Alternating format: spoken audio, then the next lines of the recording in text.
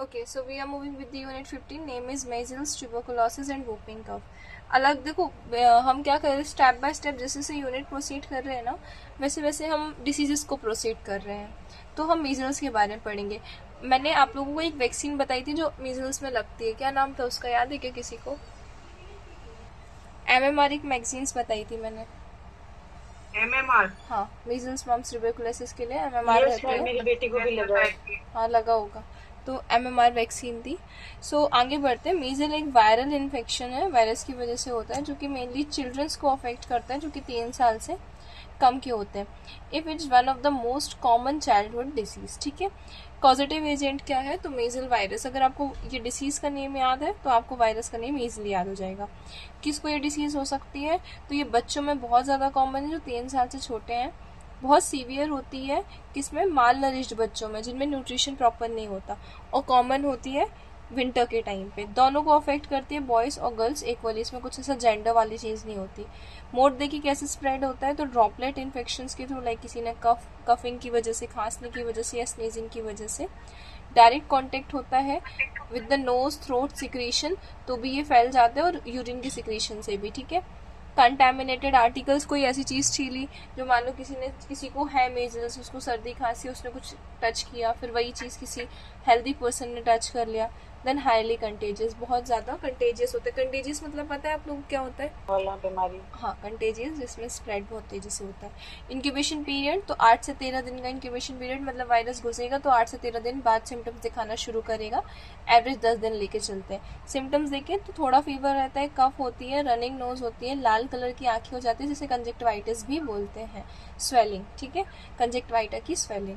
Itis आ गया ना. अब कंजक्टिवाइटा क्या होता है? जो हमारी आंखें होती है ना, उसमें कंजक्टिवाइटा जो ऐसा रहता है ना, डॉक्टर्स देखते हैं वाइट कलर है, येलो कलर है, वो कंजक्टिवाइटा कहलाता है, जिसमें हम अनीमिया भी देखते हैं कि अनीमिया है कि नहीं.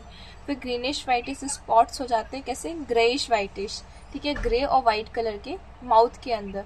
कॉप्लिक स्पॉट में दिखा देती हूँ तो आप लोगों को ज़्यादा अच्छे से याद रह जाएगा.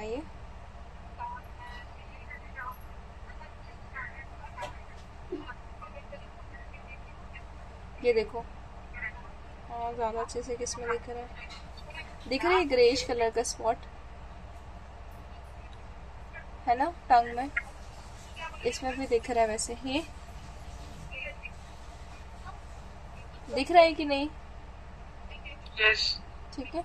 सो इसको कॉप्लिक स्पॉट्स बोलते हैं. ये देखने मिलते हैं. रेड स्किन रैश, बहुत ये रेड स्किन रैश प्रोमिनेंट है. रेड स्किन कलर रैश हो जाएंगे पूरे में, starting from face and spreading to the body. ठीक है. कॉम्प्लिकेशंस क्या है? कॉम्प्लिकेशंस है ब्रोंकोनिमोनिया.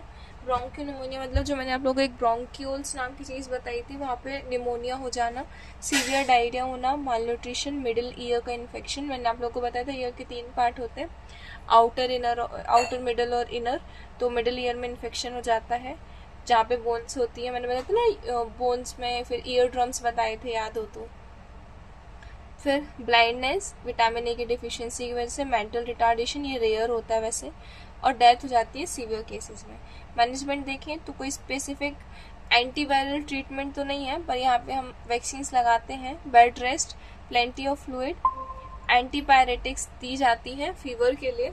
आप लोगों ने एंटीपायरेटिक्स का, उन्हें हम एंटीपायरेटिक्स कहते हैं. ठीक है, जैसे पैरासीटामोल वगैरह हो गया. आगे बढ़ते हैं. Antibodies only for secondary bacterial infection. Antibiotics जो देते हैं वो हम किसके लिए देते हैं? कि इसकी वजह से जो दूसरा बैक्टीरिया का इन्फेक्शन है वो ना हो जाए, क्योंकि ये तो वायरल इन्फेक्शन है. न्यूट्रिशियस सॉफ्ट डाइट देते हैं बच्चों को, थोड़ा थोड़ा खिलाते हैं पर फ्रीक्वेंटली खिलाते हैं, 5 से 6 times a day. And continue breast feeding. ठीक है. प्रिवेंशन देखें तो मीजल्स वैक्सीन एट 12 मंथ, 12 महीने के बच्चों को लगती है. Good nutrition, maintain hygiene and prevent contact with the infected person. ये हमारा मीजल्स हो गया. क्लियर है? मीजल्स, कोई डाउट है मीजल्स में? We are moving with the tuberculosis. Tuberculosis एक ऐसा क्रोनिक बैक्टीरियल डिसीज है जो कि लंग्स को अफेक्ट करता है. ठीक है. टीबी सुना होगा. सो इसका फुल नेम ट्यूबरकुलोसिस है. क्रोनिक बैक्टीरियल डिसीज है. क्रोनिक मतलब लंबे टाइम से चली आ रही.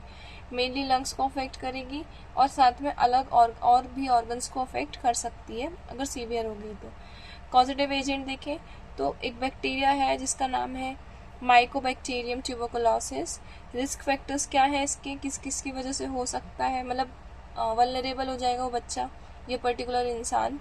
तो पुअर न्यूट्रिशन, ओवर क्राउडिंग, ऐसी जगह बहुत ज़्यादा क्राउडिंग है जहाँ पर, पुअर वेंटिलेशन है, ठीक है, लो सोशियो इकोनॉमिक स्टेटस है, और close contact with the TB person, ठीक है।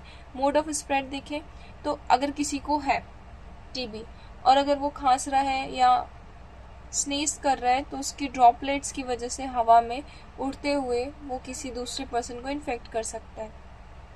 प्रोलॉन्ग्ड क्लोज कॉन्टैक्ट, लंबा क्लोज कॉन्टैक्ट रखा है, अनपास्चराइज्ड मिल्क ले रहे हैं, ठीक है, कैन स्प्रेड बोवाइन टीबी, जो टीबी को क्या कर सकता है, स्प्रेड कर सकता है। देखो बैक्टीरिया है ना, आपको दूध में इजीली मिल सकता है, ठीक है, ठीक है। ये जो बोवाइन लिखा हुआ है ना, बोवाइन टीबी, ये बोवाइन वाला वर्ड जो होता है ना, ये देखो ऐसे समझो कि अगर किसी ये जो बोवाइन टीबी नहीं उनमें होता है, किनमें, कैटल्स में, तो नॉर्मल सी बात है दूध में आ जाएगा ना, अगर कैटल्स में होगा तो उसके थ्रू ये फैल सकता है। क्लियर हुआ? यस और नो? ठीक है।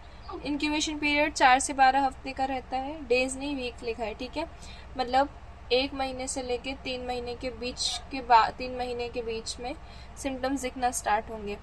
कफ रहता है, देखो नॉर्मल खांसी को तो लोग इग्नोर कर देते हैं, पर अगर बहुत लंबे टाइम से कफ है, 4 हफ्ते से ज़्यादा हो गए, फीवर आ रहा है, चेस्ट पेन हो रहा है, स्प्यूटम में ब्लड निकलना, आप लोगों ने मूवी वगैरह में बहुत देखा होगा, खांसते खांसते ब्लड निकलने लग गया, फिर उसको टीबी हो गया, फिर मूवी में तो ये बता देते थे कि वो मर ही जाएगा अब, है ना। तो blood in sputum, then weight loss होना, भूख ना लगना, fatigue and hoarseness of the voice, जैसे घोड़ा होता है ना वो होती है ना, उस टाइप की कफ हो जाती है, अगर आप लोगों ने सुना होगा। देन डायग्नोसिस देखें तो स्प्यूटम एग्जामिनेशन, जो स्प्यूटम होता है ना, जो थूक होता है उसका एग्जामिन, बेसिकली बोले तो सलाइवा का एग्जामिन। देन चेस्ट एक्सरे कराते हैं। मेंटॉक्स टेस्ट, ये एक ट्यूबरकुलन टेस्ट होता है बैक्टीरिया को आइडेंटिफाई करने के लिए, ठीक है। आगे देखते हैं प्रिवेंट कॉम्प्लिकेशंस, देख लो पहले। पल्मोनरी टीबी हो सकता है, टीबी मेनिंजाइटिस, मेनिंजाइटिस मतलब ब्रेन को अफेक्ट करेगा, ब्रेन में स्वेलिंग आएगी।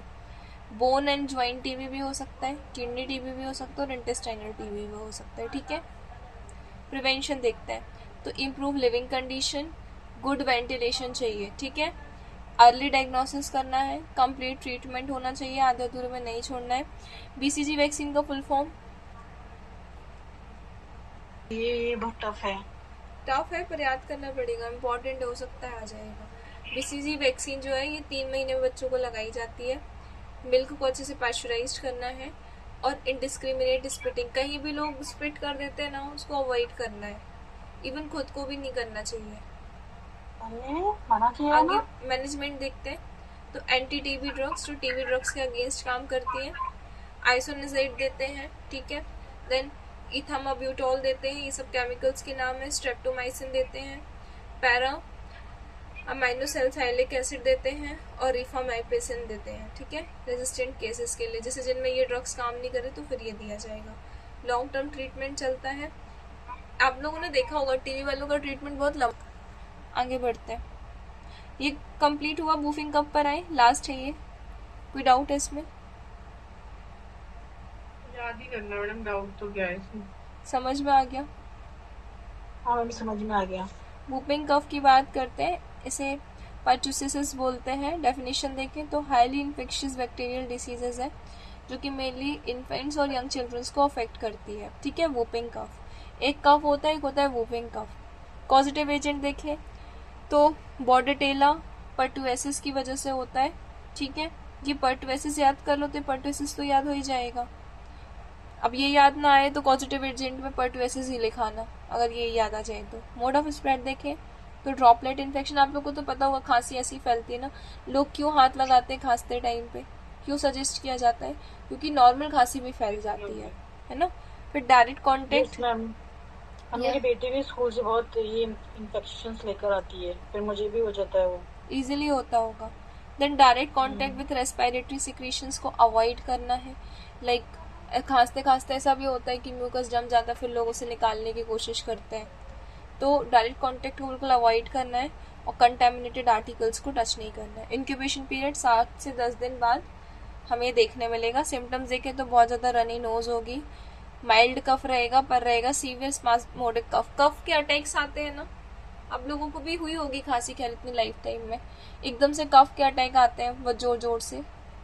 Yes ma'am. That is known as spasmodic cough. ठीक है, बहुत सीवियर होता है, चेस्ट पेन होने लगेगा, इतनी जोर जोर से कफ आता है, अटैक्स आते हैं. क्या स्पास्मोडिक कफ? हाँ, स्पास्मोटिक. स्पैज्म आते, स्पैज्म सुना होगा ना वर्ड इंग्लिश का, स्पैज्म आना. ठीक है, बहुत जोर जोर से कफ वो आते हैं, अटैक्स आते हैं कफ के. कैरेक्टरिस्टिक्स देखें तो वूफ साउंड आते हैं, जिसको वूफिंग कफ बोलते हैं. खांसते टाइम वूफ करके साउंड आता है. वॉमिटिंग आफ्टर कफ भी हो जाती है. अब इसका तो देखो फिजियोलॉजिकल फंक्शन ये है कि जब हम कफ बेसिकली खांसेंगे तो हमारा पूरा चेस्ट कॉन्ट्रैक्ट करता है ना, तो पेट भी कॉन्ट्रैक्ट करेगा. और अगर उस टाइम पे पेट में कुछ खाना होगा तो पेट जब कॉन्ट्रैक्ट करेगा तो इस ऊपर के साइड पे खाना पुल आउट होने लगता है, तो उससे वॉमिटिंग भी होती है. देन स्टिकी स्प्यूटम रहेगा, चिपचिपा. कॉम्प्लिकेशंस क्या हो सकते हैं? ब्रोंकियो निमोनिया हो सकता है. अच्छा, निमोनिया मतलब पता है ना, सुना होगा लंग्स में पानी भर जाना. Yes ma'am. नॉर्थ साइड में इतना ठंडी पड़ती है, वहाँ पर बहुत एक पर्सपेक्टिव बोल सकते हैं जिनसे निमोनिया हो सकता है. Severe bronchitis. ठीक है, सीवियर बहुत ज़्यादा ब्रोंकाइटिस, ब्रोंक्यूल की इन्फ्लेमेशन हो जाएगी. कन्वर्जन्स आएंगे. ठीक है, कन्वर्जन समझते हो क्या होता है? ठीक है. Then bleeding from nose and eyes. Nose और आईज से भी ब्लीडिंग देखने मिल सकती है वूपिंग कफ के टाइम. क्या हुआ मैम? ये आपने जो बोला कन्वर्जन्स के क्या होता है? कन्वर्जन्स जैसे फिट्स में अटैक्स आते हैं ना. फिट्स? अच्छा, ठीक है. फिट्स नहीं है, एग्जैक्ट फिट्स नहीं है. जैसे फिट्स में अटैक आते हैं ना, तो कन्वर्जन्स में भी अटैक आते हैं. ठीक है, मसल्स की क्रैम्प्स बोल रही हूँ. मसल्स जो है वो कॉन्ट्रैक्ट होने लग जाएंगी, स्टिफ होने लग जाएंगी. ठीक है, फिर कोमा में चला जाएगा इंसान. उसके बाद bleeding from nose and eyes and mall nutrition. ठीक है, प्रिवेंशन देखते हैं तो डीपीटी वैक्सीन. चलो, डीपीटी का फुल फॉर्म. आप हाँ सर मिस्टर कुछ बोल रहे हो क्या?